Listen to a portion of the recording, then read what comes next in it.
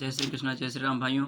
आज मैं भगवद गीता का अध्ययन किया जिसमें श्री कृष्ण भगवान कहते हैं कि जो व्यक्ति संसार के क्षणभंगुर सुख के लिए अतन प्रयत्न कर रहा है, वह व्यक्ति मिथ्या अहंकार में निलिप्त है। क्योंकि जो व्यक्ति कि आप इस जीवन में कितना ही धन संचय क्यों ना कर लें, परंतु आपको कभी सुखी की प्राप्ति नहीं हो सकती। क्योंकि धन संचय करने के बाद, आप मरने के बाद उपरांत उस धन संचय को साथ नहीं लेकर जा सकते और ना ही आप किसी प्रकार की सुख से हमेशा तृप्त हो सकते हैं। आप अगर सोचते हैं कि कोई वस्तु हमें प्राप्त हो जाए जिससे हमेशा सुखी हो वह व्यक्ति, वह मिथ्या अहंकार है। क्योंकि आप अपने जीवन में कितना ही कोई भी कार्य क्यों ना कर लें, परंतु आपको सुखी नहीं होगा जब तक भगवान की भक्ति में निष्ठ ना हो जाए। आप कितना ही आप बुरे कर्मों में प्रवृत्त होकर आप सोच रहे हैं कि मैं इस ये सब चीज़ का मुझे परित्राण होगा, तो आप अपने कर्मों से भटक रहे हैं भाइयों। क्योंकि इस संसार में कोई ऐसा चीज़ नहीं जो आपको सुखी प्रदान कर सके। कोई ऐसी वस्तु नहीं जो आपकी इच्छाओं को मार सके। आपकी इच्छाएँ अनंत हैं, आप जितनी धन की संचय करोगे उतना आपको और अधिक धन संचय की कामनाएँ बढ़ेंगी।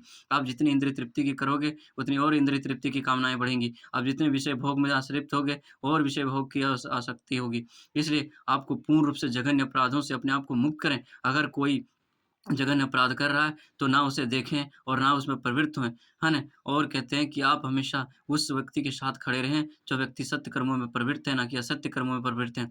हमें उस पाप व्यक्ति के संग संग कभी नहीं रहना चाहिए, जो पाप कर्मों में लिप्त है। हमें उन सभी से हमेशा सर्वथा अलग होनी चाहिए। इस दुनिया में कोई चीज़ सत्य नहीं है दोस्तों, सारे चीज़ क्षणभंगुर हैं। इसलिए समय के साथ सभी नष्ट हो जाते हैं। एकमात्र भगवान की भक्ति है, जो हमेशा नित्य बना रहता है। अगर आप भगवान की भक्ति में निष्ठ हैं, लोगों से वैराग्य भक्ति से वैराग्य प्राप्त कर लिए। अगर लोगों से ईर्ष्या-द्वेष से मुक्त हैं, लोगों से ईर्ष्या-द्वेष नहीं रखते हैं, तो आप सर्वथा जीवन में मुक्त हैं। आप सुख-दुःख में भी विक्षोभित नहीं होते, है ना? ये जो सुख-दुःख की प्राप्ति में आप किसी प्रकार से हो हर्ष या शोक नहीं करते, तभी आप इस जीवन से मुक्त हैं। आप कभी भी विषय वासनाओं से युक्त नहीं हैं, तभी आप अपने जीवन में मुक्त हैं। आप किसी को अपने अधीन नहीं रखना चाहते, तो अपने जीवन में मुक्त हैं। अगर आप किसी के अधीन रहकर कार्य नहीं करते, तो अपने जीवन में मुक्त हैं। क्योंकि इस संसार पर एकमात्र स्वामित्व का अधिकार सिर्फ़ श्री कृष्ण भगवान को है, ना कि हम सभी जीवों को। अगर आप अपने संसार पर स्वामित्व का अधिकार जमाना चाहते हैं, तो आप अपने पापों में लिप्त हो रहे हैं। इसलिए इस संसार से अगर आप अपने जीवन में मुक्ति चाहते हैं,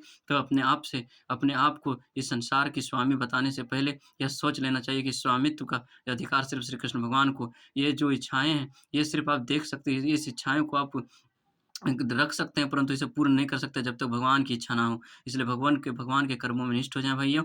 आप भगवान की भक्ति में अगर निष्ठ होंगे, तो भगवान अति आवश्यक आपको सफल बनाएँगे। जो अगर आप भगवान को नित्य दर्शन चाहते हैं, उसका दर्शन करना चाहते हैं, तो एक बार मेरे बात को मानें और पूर्ण शुद्ध हृदय के साथ सारी विषय वासनाओं को त्याग करके अगर शुद्ध हृदय के साथ श्री कृष्ण भगवान का स्मरण करेंगे, तो अवश्य श्री कृष्ण भगवान आपके हृदय में विराजमान होगा और उसका नित्य दर्शन होगा। मुझे भाइयों हुआ है, क्योंकि मैं श्री कृष्ण भगवान को नित्य दर्शन कर सकता हूँ और आज भी श्री कृष्ण भगवान हमारे, है ना? जे हमारे आत्मा में कण-कण में निवास हैं। इसलिए किसी अपने उदर पूर्ति के लिए किसी जीव की हत्या करना हमेशा निरर्थक है ना?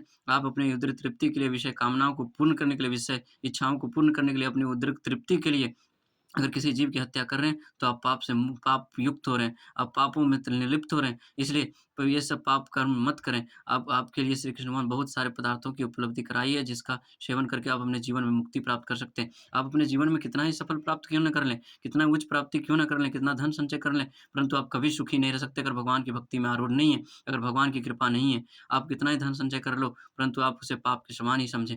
आप कितना ही इंद्रिय तृप्ति कर लो, आप कितना ही स्त्रियों के प्रति आकर्षित कर हो जाओ, परंतु उससे होने वाला सुख क्षणभंगुर है, उससे सदा सुख नहीं होगा। हाँ, अगर आप रजोगुनी आप स्त्रियों के प्रति आकर्षण रखते हैं, विषय भोगों के प्रति आकर्षण रखते हैं, तो ये समझ लेना चाहिए कि अगले जन्म में आपको अधम योनियों की प्राप्ति होगा, जिसमें से आपको, है ना? आपको कुकुर योनियों की प्राप्ति होगी। और कहते हैं कि श्री कृष्ण भगवान आगे कहते हैं कि जो व्यक्ति जघन्य अपराध करते हैं, जो व्यक्ति अपराध करते हैं, उसे कभी सिर्फ भगवान माफ़ नहीं करता। उसका सत्कर्मों का प्रवृत्त होना आवश्यक है। इसलिए सभी मनुष्यों को सत्कर्म करना अति आवश्यक है। कहता है अगर किसी व्यक्ति को आप दुःख देकर आप सुखी रहना चाहते हैं, तो आप कदाचित सुख नहीं रह सकते। अगर आप किसी को दुःख देकर आपको लगता है कि शुभ भोग रहे हैं, तो आप कभी सुखी नहीं रह सकते, क्योंकि सभी कर्मों का हिसाब श्री कृष्ण भगवान स्वयं करते हैं। आप भले ही उस पाप कर्मों को भूल जाएँ, परंतु श्री कृष्ण भगवान को नित्य स्मरण रहता है, वो कभी नहीं भूलता आपके पाप कर्मों को। इसलिए भाइयों, आपको यही करना चाहिए कि ना किसी से द्वेष रखें, ना किसी से ईर्ष्या रखें और ना ही किसी इंद्रिय तृप्ति की कामना रखें, ना ही किसी विषय वासना की इच्छा रखें और ना ही इच्छाएँ रखें।